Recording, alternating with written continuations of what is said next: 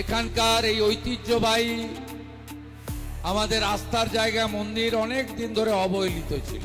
3-4টি উন্নয়নের প্রস্তাব নিয়ে গেলাম। আমার সবচেয়ে বড় পরিচয়, আমি ভক্ত। যে ভূমিতে গেরুয়া হচ্ছে শৌর্যের প্রতীক, সাংস্কৃতিক ঐতিহ্য আধ্যাত্মিকতাবাদকে জাগ্রত করতে হবে এবং মাতা ভারতীকে যারা দুর্বল করার চেষ্টা করবে তাদেরকে কোনো জায়গা দেওয়া যাবে না।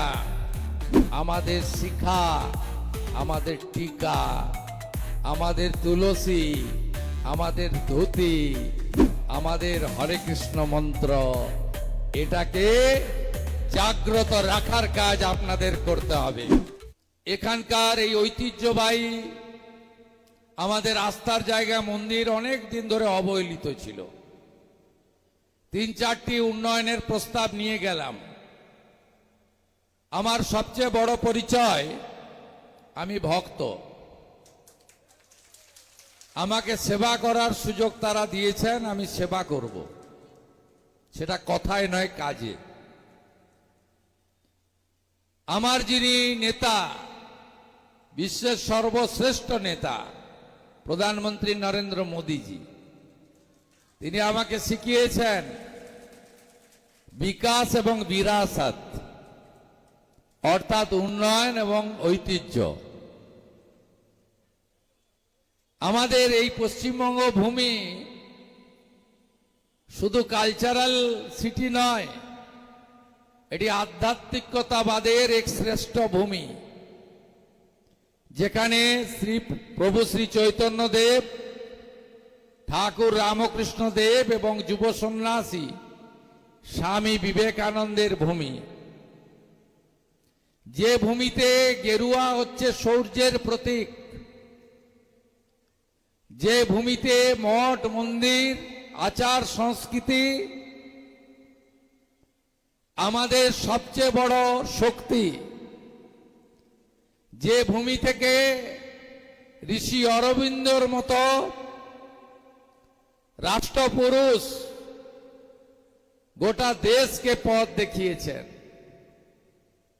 যে ভূমি থেকে ঋষি বঙ্কিমচন্দ্রের বন্দে মাতরম, যে ভূমি থেকে রবীন্দ্রনাথ ঠাকুরের জাতীয় সঙ্গীত, যে ভূমিতে একদিকে কালীঘাট মায়ের মন্দির, অন্যদিকে দক্ষিণেশ্বর, একদিকে তারাপীঠ, আরেকদিকে তারকেশ্বর, আরেকদিকে মদন মোহনজিউর মন্দির জলপাইগুড়ি। শ্রাবণ মাস ভোলে বাবা পার করেগা জলযাত্রী। এই ভূমিতে সাংস্কৃতিক ঐতিহ্য আধ্যাত্মিকতাবাদকে জাগ্রত করতে হবে এবং মাতা ভারতীকে যারা দুর্বল করার চেষ্টা করবে তাদেরকে কোনো জায়গা দেওয়া যাবে না। সবাই সতর্ক থাকবেন। অনেক অত্যাচার সহ্য করেছি আমরা,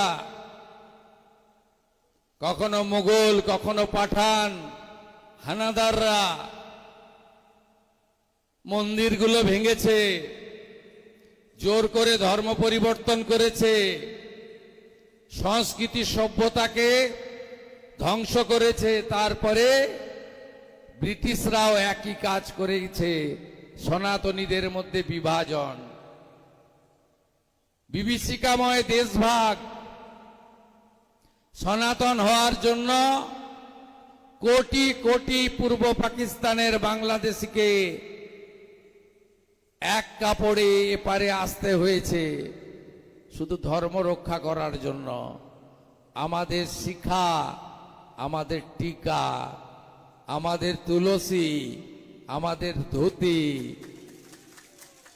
আমাদের গীতা, আমাদের মৃদঙ্গ, আমাদের খঞ্জনি, আমাদের ভজন, আমাদের কীর্তন, আমাদের হরে কৃষ্ণ মন্ত্র, এটাকে জাগ্রত রাখার কাজ আপনাদের করতে হবে।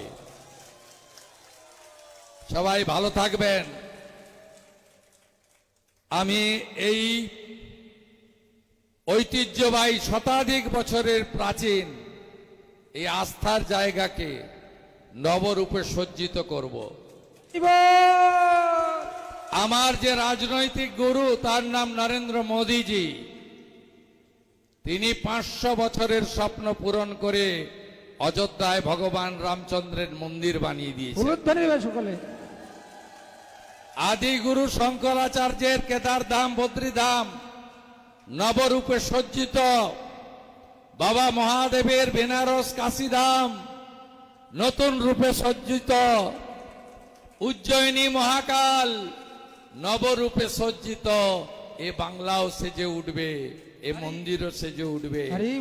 সকলের আশীর্বাদ নিয়ে প্রস্থান করব। বাংলা হান্টের আরো খবর দেখতে নজর রাখুন। বাংলা খবর মানেই বাংলা হান্ট।